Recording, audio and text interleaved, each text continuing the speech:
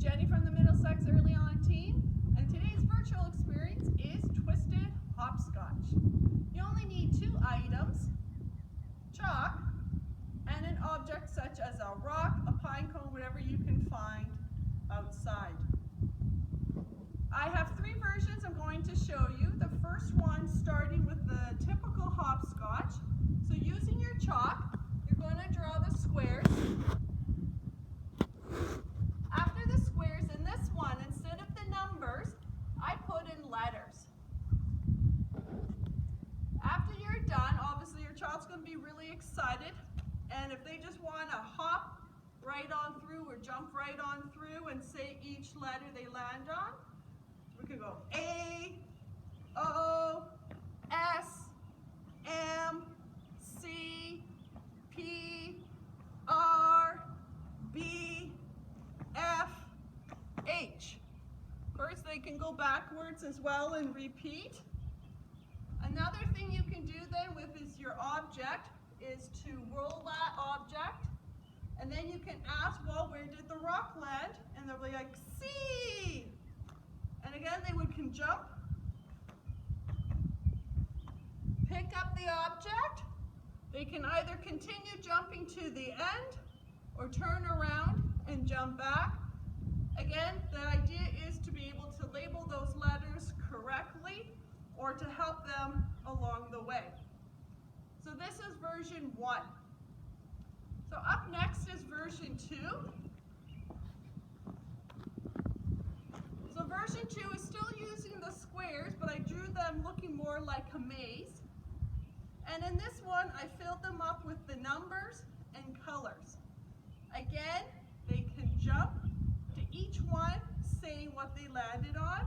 So it'd be 3, green, 1, 5, orange, green, 8, orange. Again, if they want, you can use your object, roll. Oh, it landed on the orange. And again, you can jump to it, pick it up, and then go all the way back.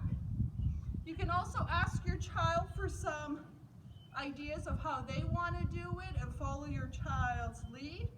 As long as they're learning and having fun, that is definitely the most important thing. So however they're jumping to and fro, as long as they're having fun and learning at the same time. The third version is completely different. I've used shapes.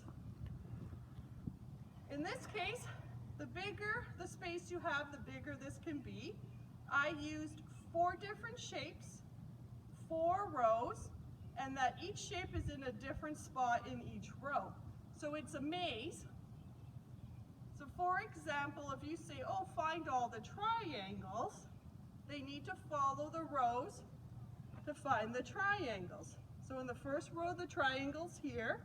Okay, then you say, where's the next triangle? Is over here. Where's the next triangle? Over here. And where's the next triangle? Oh, it's a big jump, so they have to see. Oh. And you made it to the end of the maze. Another idea, instead of the same shape, it can be a different shape for each row. So if you say, can you find the square? And the next row might be, can you find the heart? The next one can be, can you find the triangle? And the last one could be, can you find the square? And they ended and went through the maze.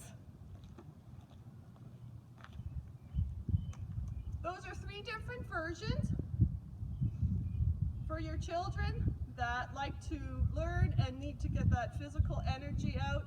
It builds up their strong gross motor muscles, especially with the jumping. To extend the learning, you can try and get them to practice with hopping, skipping, and galloping. Those are all done very differently and using different muscles. You can try that. Anything that they need to learn, so whether even with the older kids, you can use sight words,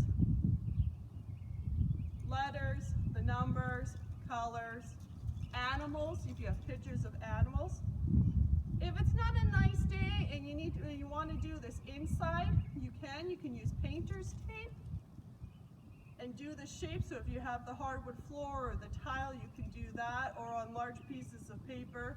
So that's the other option of if you want to do it inside.